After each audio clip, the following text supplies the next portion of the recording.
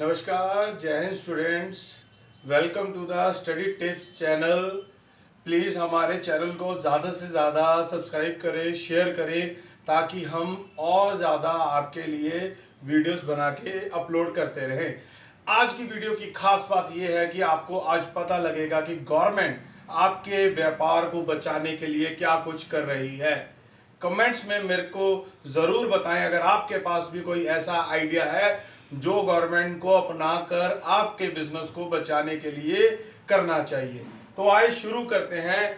Competition act जो 2002 में आपको समझा रहा था, उसमें व्यापार को बचाने के लिए गवर्नमेंट ने क्या करा। गवर्नमेंट ने कहा कि हम को अगर ये कुछ निम्नलिखित बातें पता लगेंगी तो हम ये मानेंगे कि यहाँ पर कुछ गलत हो रहा है, दाल में कुछ काला है। अगर किसी मार्केट में ये कुछ बातें हो रही हैं, क्या हो रही हैं कि बहुत कम कॉम्पिटिटर्स हैं, फ्यू कॉम्पिटिटर्स। यानी मान लीजिए कि एक टेलीकॉम इंडस्ट्री है, उसमें supply of provision of service यानी सप्लाई देने वाले बहुत कम लोग हैं।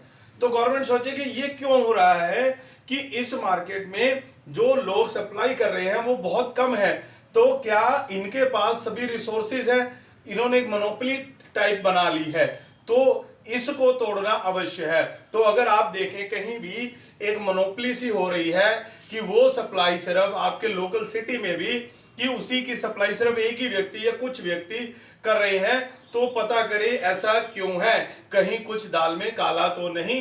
ठीक है, तो ऐसी मार्केट में एंट्री करना या एग्जिट करना बहुत ही मुश्किल होता है, बहुत बैरियर होते हैं।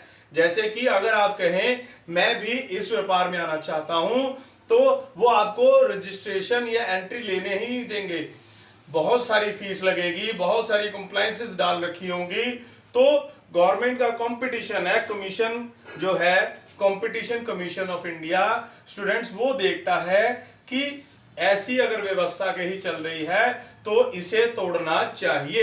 एग्जिट पे भी अगर बहुत सारी कंडीशंस हैं कि उसको बाहर ही नहीं किया जा रहा, कि अगर वो चाहता भी है तो ऐसा क्यों कारण है। ठीक है जी, प्रोडक्ट्स जो है वो सभी के समान है। जैसे मोबाइल फोन है, ठीक है जी, लावा का फोन है, एमआई का फोन है, ठीक है जी, आईटेल का फोन है, ये एक समान है मान लीजिए, पर और इनके कॉस्ट भी सेम है, पर ये नए कॉम्पिटिटर को, नए व्यक्ति को आने ही नहीं दे रहे। तो जो सप्लाई की जा रही है वो भी एक समान है, ठीक है जी, उसमें कॉस्ट में भी बहुत ज्यादा फर्क नहीं है। तो इस प्रकार की भी अगर व्यवस्था है तो ये क्या दिखाती है कि इन लोगों ने आपस में ही संसाधनों को बांट रखा है। कुछ सप्लाई ए कर रहा है, कुछ सप्लाई बी कर रहा है, कुछ सी कर रहा है, आपस में ये जुड़े हुए हैं। ठीक है जी, अगला क्वेश्चन कि कंज्यूमर जो है ना, उसको ये चीज चाहिए ही चाहिए है, उसका इसकी डिमांड कम नहीं हो सकती, उसकी डिपेंडेंस है कि वो इनसे ही लेगा, जैसे कि मेडिसिन। ठीक है, तो ये चीजें अगर कंज्यूमर की डिपेंडेंस है तो इस प्रकार की मार्केट्स में गवर्नमेंट को कंपटीशन एक्ट के द्वारा ये व्यवस्था को तोड़ना होता है। ठीक है जी, अगर कोई पास्ट एक्सपीरियंस है कि ये जो एसोसिएशन या ऐसी व्यवस्था बनाई गई है, इसकी पास्ट में भी ऐसी रही है कि ये मन मर्जी से अपने प्रोडक्ट को स्टॉक कर लेते हैं, अपने पास रख लेते हैं, और मार्केट में क्या होता है, मार्केट में उसकी डिमांड अधिक होती है, सप्लाई कम होने के कारण डिमांड अधिक है, सप्लाई कम है, प्राइसेस बढ़ जाते हैं। तो ये भी अगर पास्ट में देखा गया है तो गवर्नमेंट कंपटीशन एक्ट 2002 के अंडर कार्रवाई करती है। या जो एसोसिएशन बहुत एक्टिव है, ठीक है, तो क्या कारण है कि ये एक्टिवनेस इतनी दिखाई जा रही है, कि इसके पीछे कोई और कारण तो नहीं है कि ये अपनी इतनी ज्यादा पब्लिसिटी, इतनी ज्यादा इन्वॉल्वमेंट कर रही है कि कंट्रोल बनाने के लिए। ठीक है जी, तो इस प्रकार की चीजें जब होती हैं तो इनको कहा जाता है कार्टेल, जो इलीगल है। इस तरह की कार्टेल को तोड़ना गवर्नमेंट की मजबूरी और समाज के लिए, सोसाइटी के लिए आवश्यक है। ठीक है स्टूडेंट्स, तो ये कार्टेल क्या सर स्टूडेंट्स, आप ये जानना चाहेंगे केवल भारत में ही है? नहीं स्टूडेंट्स, ये व्यवस्था हर देश में विश्व भर में है। तो इस तरह से हर जगह ये कार्य होता है। कुछ इंटरनेशनल कार्टेल कहा जाता है। मान लीजिए कि कुछ लोग, कुछ इंडिया से, कुछ चाइना से, वैसे तो हम चाइना वालों के साथ मिलके काम ज्यादा नहीं करते तो रहने देते, आजकल हम रशिया से कर रहे हैं, तो रशिया के साथ मिलके मान लीजिए ये यूरोप में कुछ हमारे बिजनेसमैन ऐसी संधि कर लेते हैं आपस में कि सप्लाई जो है यूरोप में अगर जानी है तो ये आपस में कर लेते हैं कि हम दोनों के पास ही ये मैक्सिमम है प्रोडक्ट, तो हम सप्लाई इस रेट पे करेंगे, चाहे यूरोप वाले इंडिया से ले ले, चाहे यूरोप वाले रशिया के से ले ले। इसी प्रकार से ये बेस्ट एग्जांपल इसकी और क्या हो सकती है? डीजल की सप्लाई, ऑयल की सप्लाई है। जो गल्फ कंट्रीज के पास, जिनके पास है बल्क क्वांटिटी में, वो सप्लाई उसी प्रकार से मन चाहे रेट से करते हैं। वो कार्टेल बनाया जाता है कि वर्ल्ड लेवल पे वो कुछ देश इकट्ठे हो जाते हैं और अगर कोई देश उनका विरोध करता है या कुछ रिक्वेस्ट करता है तो वो अपने मनमाने तरीके से उसको डील करते हैं, तो इसे कहा जाता है इंटरनेशनल कार्टेल। ठीक है जी। तो एक उसके बाद हर देश में जैसे बात की जाती है इंपोर्ट कार्टेल। इंपोर्ट कार्टेल वो होता है जो, मान लीजिए हम ज्वेलरी बाहर से मंगाते हैं, ठीक है जी, ज्वेलरी का इंपोर्ट बहुत होता है भारत में, ठीक है, तो एक एसोसिएशन बन गई, ज्वेलर्स एसोसिएशन, ठीक है। कुछ गलत भी हो सकती हैं, जो मान लीजिए सप्लाई को कंट्रोल कर रही हैं कि विदेश से मंगा तो ज्यादा रही है पर मार्केट में डिमांड के अनुसार उसको सप्लाई नहीं कर रही, स्टॉकिंग करी जा रही है ताकि रेट बढ़ रहे हैं। ज्वेलरी एक लग्जरी आइटम में आती है, वही लोग खरीद पाते हैं जिनके पास अत्यधिक पैसा होता है। तो ये है, या अननेसेसरीली वो प्राइजेस को बढ़ाकर, ठीक है जी, डिमांड पर इफेक्ट डाल रहे हैं, ठीक है जी, कि वो अपनी एसोसिएशन का गलत उपयोग कर रहे हैं कि वो सप्लाई ही नहीं कर रहे हैं, ठीक है। तो ये इसे इंपोर्ट कार्टेल कहा जाता है। इसी प्रकार से एक्सपोर्ट कार्टेल, कि हम मान लीजिए श्रीलंका में बहुत सारा मटेरियल ट्रांसफर कर रहे हैं, एक्सपोर्ट कर रहे हैं, और हमारे यहाँ के कुछ व्यापारी वहां पर सप्लाई करने वालों जो सप्लाई ले रहे हैं उनके साथ ऐसे एक एसोसिएशन या ऐसा तरीका अपना रहे हैं कि उनको जो प्राइस चाहिए ये डिसाइड करते हैं, चाहे वो मेरे से ले, चाहे वो बी से ले, चाहे सी से ले, प्राइस यही लगेगा। मान लीजिए प्रति पीस मैंने प्राइस 1000 का कोट करा, वो श्रीलंका वाला बी के पास गया, बी ने भी 1000 कहा, सी ने भी 1000 कहा, चाहे उसका रेट 300 या 400 रुपए है, इसको एक्सपोर्ट कार्टेल कहा जाता है। तो ये सारी तरीके की जो व्यवस्था की जाती है स्टूडेंट्स, सीए फाइनल के जो स्टूडेंट्स पढ़ रहे हैं, सुन रहे हैं मेरे से, ये ठीक नहीं है। इसके अगेंस्ट कंपटीशन एक्ट में व्यवस्था है कि कार्रवाई की जा सकती है। आप जब जॉब में होंगे या कंसल्टेंसी में होंगे, सर्विस प्रोवाइडर होंगे, तो आपने अपने क्लाइंट को बताना है कि इस प्रकार की पॉलिसीज आपकी नहीं होनी चाहिए कि कंपटीशन एक्ट 2002 में आप कॉन्ट्रावेंशन ना कर रहे हो, ठीक है जी।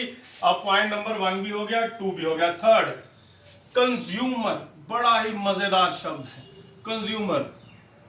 आप मेरे से लेक्चर सुन रहे हैं, वीडियो सुन रहे हैं, आप कंज्यूमर हैं, मैंने सर्विस दे दी, ठीक है। एक इसी प्रकार कुछ लोग वो भी हैं जो मेरे से लेक्चर सुन के, ठीक है, आगे अपने बिजनेस में वो लेक्चर को डिलीवर करेंगे मेरे से कॉन्सेप्ट समझकर, ठीक है, वो आगे अपनी क्लासेस में पढ़ाएंगे, तो वो कमर्शियल कंज्यूमर हो गए, ठीक है। आपने पर्सनल के लिए यूज करा, ठीक है, ये सर्विसेज थी, ठीक है। तो लॉ कहता है, कंपटीशन एक्ट कहता है कि दोनों सूरत में आप कंज्यूमर होंगे, चाहे आप पर्सनल यूज के लिए सर्विसेज ले रहे हैं, चाहे आप कमर्शियल यूज के लिए सर्विसेज ले रहे हैं। परंतु एक एक्ट है कंज्यूमर प्रोटेक्शन एक्ट 1939, क्या मैं सही कह रहा हूं? अरे 2019, सॉरी माफ करना, 2019, ठीक है। उसमें कमर्शियल को नहीं यूज किया गया। उसमें कहा गया कि कमर्शियल अगर आप यूज कर रहे हैं तो आप कंज्यूमर नहीं माने जाएंगे, केवल और केवल पर्सनल वाले कंज्यूमर माने जाएंगे। इसी प्रकार से गुड्स में आप हो सकता है आप मेरे से शर्ट लेके गए, आपने खुद पर्सनल यूज के लिए 5 शर्टें ली, पर्सनली डालनी थी, ओके। हो सकता है आप कमर्शियल यूज के लिए लेके गए हैं कि आपने अपने स्टाफ के लिए देनी थी, कि स्टाफ को ड्रेस कोड लगाना था, तो भी आपके कंज्यूमर माना जाएगा। हो सकता है आपने रीसेल के लिए ली हो मेरे से, ठीक है, आपने अपनी शॉप पे जाके आगे बेचनी हो, तो कंपटीशन एक्ट 2002 में आपको इस एक्टिविटी के लिए कंज्यूमर माना जाएगा, ठीक है। परंतु कंज्यूमर प्रोटेक्शन एक्ट 2019 में आपको कंज्यूमर नहीं माना जाएगा, केवल और केवल पर्सनल और कमर्शियल के लिए आपको माना जाएगा, ठीक है जी। तो क्योंकि रीसेल में आप एंड यूजर नहीं हैं, तो वो खत्म कर दिया। तो ये था कंज्यूमर। अब मान लीजिए आपने मेरे से शर्ट ली, ठीक है, और उसका उपयोग करने के लिए आपने अपने ब्रदर को कह दिया कि भाई तू डाल ले, तू पहन ले, ठीक है, लेके तो मैं पर्सनल के लिए आया था, तो क्या उसको भी कंज्यूमर माना जाएगा? हाँ सर, उसको भी बच्चों कंज्यूमर माना जाएगा। ये बात आप हमें क्यों समझा रहे हैं सर? ये बात इसलिए समझाई जा रही है कि कल को जब केस लॉ आएगा पेपर में, एग्जाम में, तो आपको कंज्यूमर का मतलब पता हो, तो आप डिफाइन कर सकें कि जतिन सर से शर्ट ली थी ए ने और ए के ब्रदर ने उसको कंज्यूम करा, तो क्या ये कंज्यूमर है? जी हाँ, कंज्यूमर है, ठीक है जी। गुड्स के केस में, इवन सर्विसेज के केस में भी, ठीक है, कि मैं लेक्चर दे रहा हूं, आप सुन रहे हो, आपके ब्रदर ने सारा सुना, उसने आगे वो डिलीवर कर दिया, तो वो भी कंज्यूमर माना जाएगा। परंतु कंज्यूमर प्रोटेक्शन एक्ट 2019 में उसे कंज्यूमर नहीं माना जाएगा, ठीक है स्टूडेंट्स। अभी तक कोई डिफिकल्टी लगी हो तो कमेंट में आप बता सकते हैं, उस टॉपिक को मैं दोबारा समझा दूंगा। थर्ड भी पॉइंट हो गया, ठीक है जी। और फोर्थ में एक पॉइंट था कि आप ये जो गुड्स की या सर्विसेज की परचेज कर रहे हैं, डिमांड कर रहे हैं, चाहे आप ऑनलाइन कर रहे हैं चाहे आप ऑफलाइन, यानी ऑनलाइन कहाँ पे? अमेजोन पे, फ्लिपकार्ट पे, अर्बन क्लैब पे, कहीं भी, ठीक है, तो वो भी इंक्लूडेड है। वो प्लेटफॉर्म पे की गई डिमांड भी, परचेजिंग भी कंपटीशन एक्ट मानता है कि परचेजिंग की गई है, आप कंज्यूमर होंगे। आगे फिफ्थ, एंटरप्राइजेस का मतलब बताया गया है। सर एंटरप्राइज, सर हम +2 में 11 में पढ़ते होते हैं एंटरप्राइजेस बिजनेस, हाँ मेरे फादर साहब का भी है, ABC एंटरप्राइजेस, XYZ एंटरप्राइजेस, हम बिजनेस करते हैं। अरे बच्चों, ये कंज्यूमर आपको समझ आ गया मतलब क्या है? कंपटीशन एक्ट में आपको एंटरप्राइजेस का मतलब समझना है। क्यों? क्योंकि कल को आपको केस लॉ बना के रेलेवेंट एक्ट में बताना है कि ये डिसीजन बनता है इस चीज का। तो एंटरप्राइजेस क्या है? एक कोई भी पर्सन या गवर्नमेंट जिनकी क्या एक्टिविटीज है, वो प्रोडक्शन करते हैं, उत्पादन, वो सप्लाई करते हैं, ठीक है, वो डिस्ट्रीब्यूशन करते हैं, वो स्टोरेज करते हैं, वो कंट्रोल मैनेजमेंट करते हैं ऑफ एसेट्स, ठीक है, शेयर्स, डिबेंचर्स किसी और का, ठीक है जी। Distribution, storage, acquisition, control of goods, ठीक है। इसी प्रकार से प्रोविजनिंग ऑफ सर्विसेज, वो किसी को सर्विसेज देते हैं, तो इस प्रकार का कार्य करने वाले व्यक्ति या गवर्नमेंट को एंटरप्राइजेस कंपटीशन एक्ट 2002 में माना जाएगा, ठीक है जी। अब यहां पे एक बात मैं बताने वाला हूं, इंपॉर्टेंट बहुत है, कि गवर्नमेंट शब्द से तो आपने सर कह दिया कि गवर्नमेंट की सभी एक्टिविटीज को कंपटीशन एक्ट में एंटरप्राइजेस गवर्नमेंट को माना जाएगा। क्यों? ये क्यों समझाया गया सर, गवर्नमेंट शब्द क्यों लगाया गया? बच्चों, जब कभी एक व्यक्ति या गवर्नमेंट ऑफ इंडिया के बीच में कोई केस चलता है, तो लॉ ने पहले बताया है कि ये गवर्नमेंट की जो एक्टिविटी की गई है, इसे गवर्नमेंट को एंटरप्राइजेस इसमें माना गया है कि नहीं, कि आप उसके अगेंस्ट केस कर सकते हैं या नहीं। तो इस शब्द को, इस मैटर को समझाने के लिए गवर्नमेंट को यहां पे स्पेसिफिकली बताया गया है। मान लीजिए गवर्नमेंट कोई अपनी सॉवरेनिटी के लिए कोई भी कार्य करती है, उस कार्य को आप कंपटीशन एक्ट में ले जाके केस नहीं कर सकते। कैसे कार्य? आर्म्ड फोर्सेस से रिलेटेड, कि वो आर्म्ड फोर्सेस की मात्रा को, संख्या को, क्वांटिटी को बढ़ा रही है, अपडेट कर रही है, उन केसेस में आप एक्ट में नहीं जा सकते। डिफेंस से रिलेटेड फंक्शंस में, एक्टिविटीज में, एटॉमिक एनर्जी से रिलेटेड, ठीक है जी, और कौन सा है सर? स्पेस से रिलेटेड। ये सारी एक्टिविटीज हैं, इनके रिलेटेड आप केस नहीं कर सकते, क्योंकि ये देश की सॉवरेनिटी, प्रभुसत्ता से संबंधित है। तो इन प्रकार की एक्टिविटीज में आप कंपटीशन एक्ट 2002 में केस नहीं कर सकते, स्यू नहीं कर सकते। ठीक है सर, समझ आ गया? अगर कल को कोई आप मॉक टेस्ट में कोई एग्जांपल, कोई क्वेश्चन आएगा या एमसीक्यू होगा, तो मैं बता दूंगा कि गवर्नमेंट की इस एक्टिविटी को एंटरप्राइजेस में नहीं माना गया है। ठीक है सर, बहुत अच्छे बच्चों। ठीक है, करेंसी भी एक था, अब फिफ्थ हो गया। अब सिक्स्थ, गुड्स। गुड्स का मतलब क्या है सर? बहुत इंपॉर्टेंट है गुड्स। तो हम तो प्लस 2 में इकोनॉमिक्स में पढ़ते थे गुड्स, कोई भी गुड्स, ठीक है, जिसको आप क्या कहेंगे? सेल ऑफ गुड्स एक्ट था एक 1930 में, जो उस वहां पे मतलब दिया गया है। कौन सा act? Sale of goods act. Sir अंग्रेजों ने काफी सारे लॉ बना दिए थे, हाँ, हमने भी उनको बेहतरीन तरीके से अपडेट कर लिया है। इस एक्ट में 1930 में जो गुड्स का मतलब दिया गया है, उसे माना गया है गुड्स। इसके साथ साथ किसी भी प्रोडक्ट की मैन्युफैक्चरिंग, माइनिंग, ठीक है, सप्लाई को भी गुड्स माना गया है।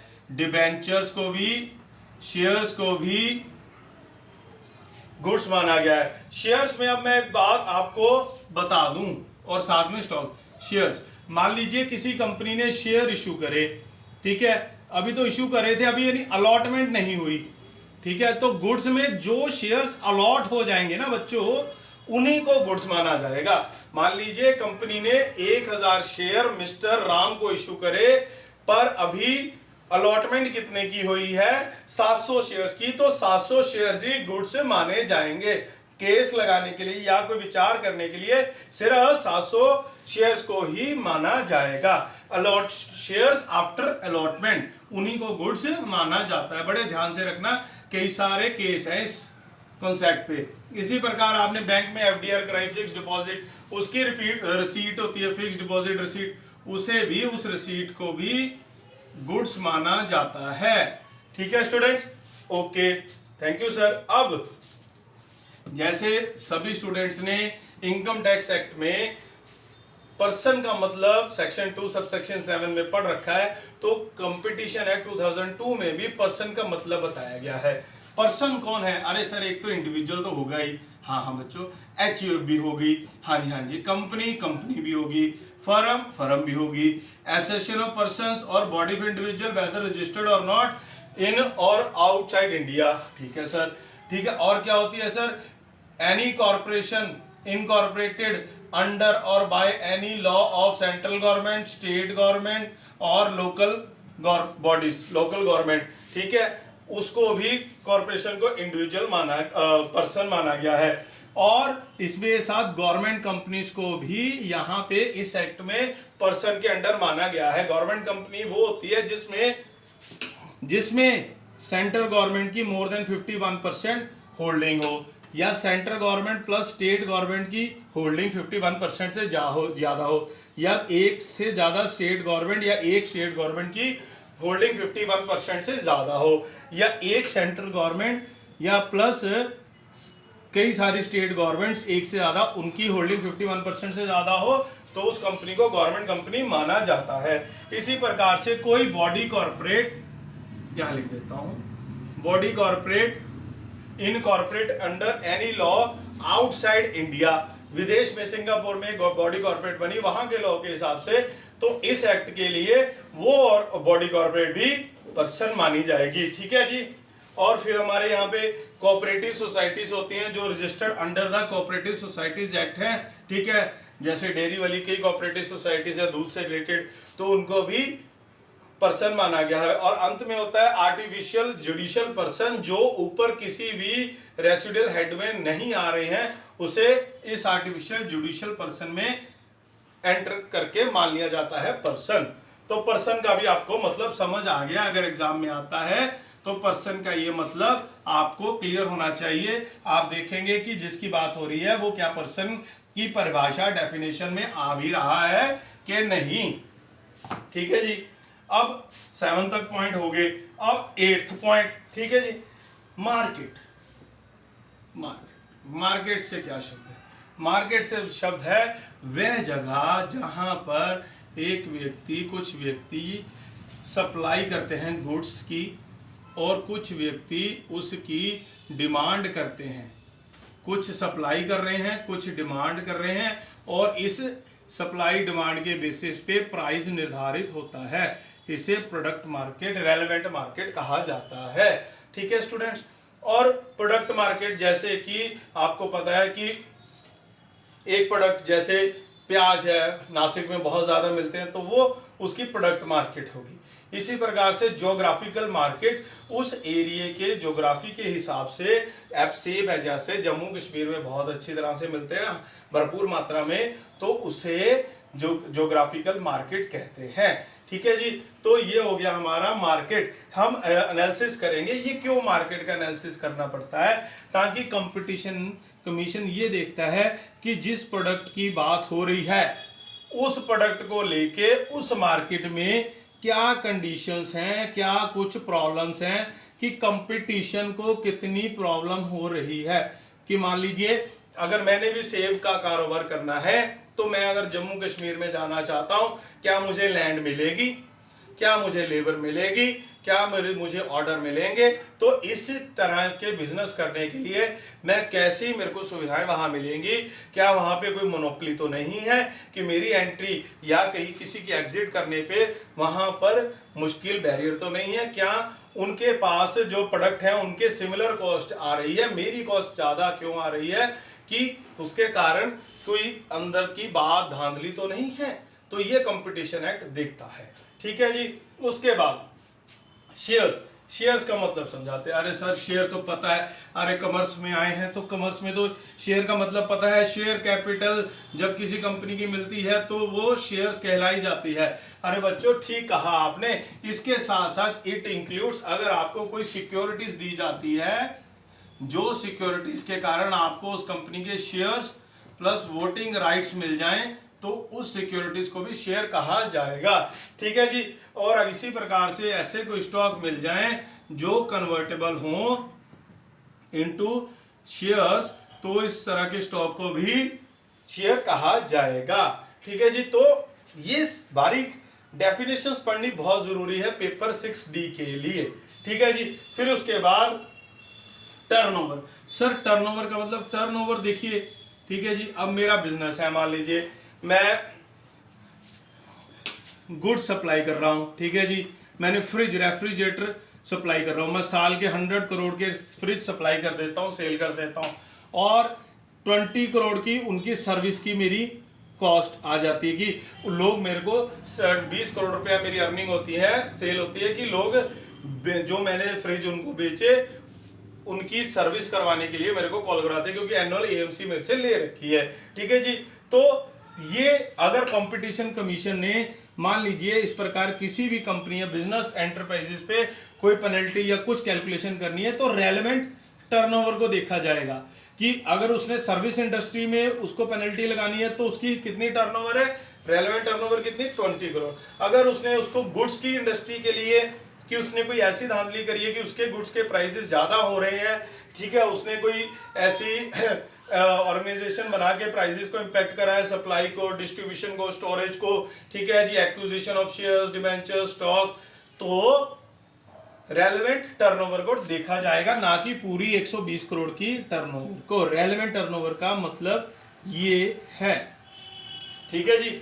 और लास्ट पॉइंट है इस सेकंड टॉपिक का, सेकंड लेक्चर का जो हमने पढ़ना है, वो है कि वर्ड्स एंड एक्सप्रेशन। अगर मान लीजिए कंपटीशन एक्ट 2002 में या कंपनीज एक्ट 1956 में या कंपनीज एक्ट 2013 में ये 3 थे। अगर कोई वर्ड या कोई एक्सप्रेशन लिखा है, ठीक है, जिसकी एक्सप्लेनेशन, जिसकी पूरी डिटेल 1956 में नहीं है या 2002 एक्ट में नहीं है, 2002 में नहीं है, कंपटीशन एक्ट 2002 में नहीं है, तो उसकी डेफिनेशन जो कंपनीज एक्ट 2013 में दी गई है वो मान ली जाएगी। यानी मेरे को कंपटीशन एक्ट में अगर कोई डेफिनेशन नहीं दी गई है तो उसकी उस डेफिनेशन की क्लैरिटी नहीं दिए जाने के कारण उसकी डेफिनेशन मैं कहां से उठा लूंगा, कंपनीज एक्ट 2013 को। ठीक है जी। तो स्टूडेंट्स धन्यवाद इस लेक्चर को सुनने के लिए। कृपया हमारे चैनल को जल्दी से जल्दी सब्सक्राइब करें और वीडियो को लाइक और शेयर जरूर करते रहे। जय हिंद, नमस्कार।